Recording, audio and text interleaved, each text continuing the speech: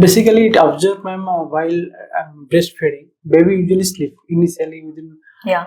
2-3 minutes. She sleeps. On that condition, what is your advice? Yeah, this happens with every baby. Okay. Babies usually sleeps while breastfeeding, Mhm. but you can just change the positions. If you think baby is sleeping and not, if baby sleeps, she'll not be taking adequate breast milk. Yes. So it is better to wake up the baby while breastfeeding the baby. So change the position. Try to feed the baby in upright position. Upright. Yeah. Or Okay. tickling the baby. Many mothers do this. They tickle the baby's feet Okay. or cheeks Okay. and turn from one breast to the other breast. Stop feeding from this breast. As soon as you think the baby is falling asleep, you shift the baby. Stop feeding on this side and shift to the other side. Okay. Yeah.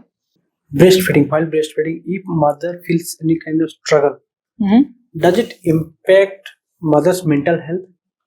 Yeah, definitely. Postpartum, pregnancy, postpartum, and lactation definitely impacts a woman's physical, mental, and emotional well-being. Yes. So she, especially during lactation, Yes.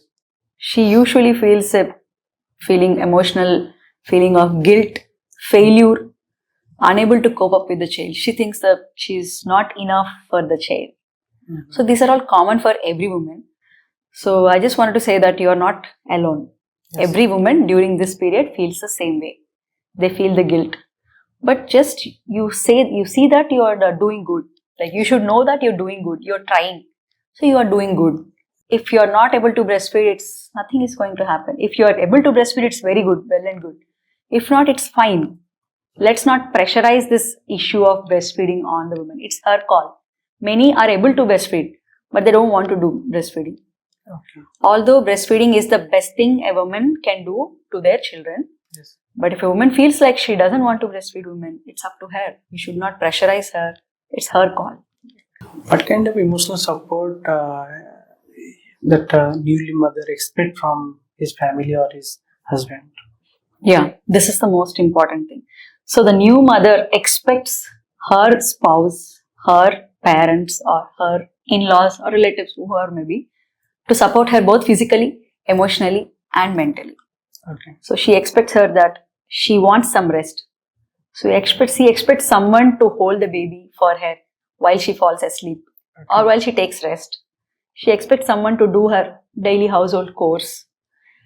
Overall, she expects some good words, some supporting words from her husband, her family, in-laws, parents, whoever may be. So this should be the people around her should make her feel like she is good, she is doing good.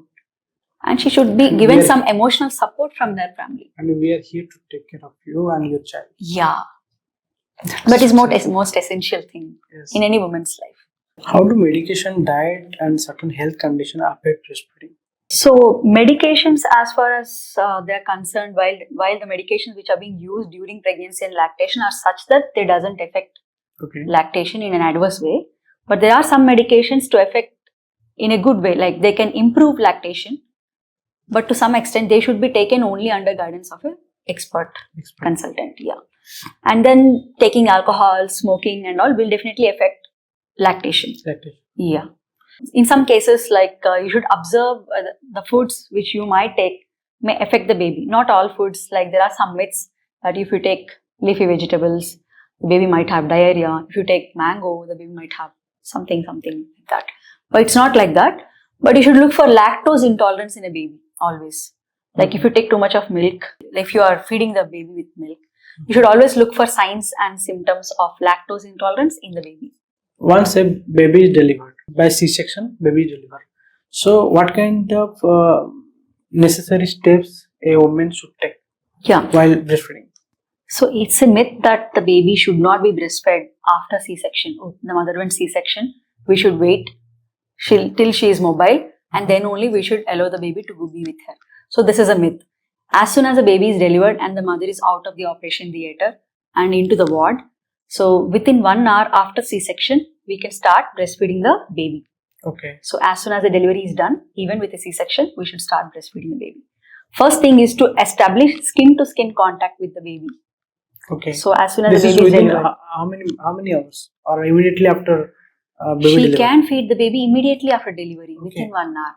1 hour is that 1 hour is for shifting the patient from the operation theatre to the ward and letting her settle down. Okay. And then first thing is to establish a skin to skin contact. Okay. Like put the baby on her skin.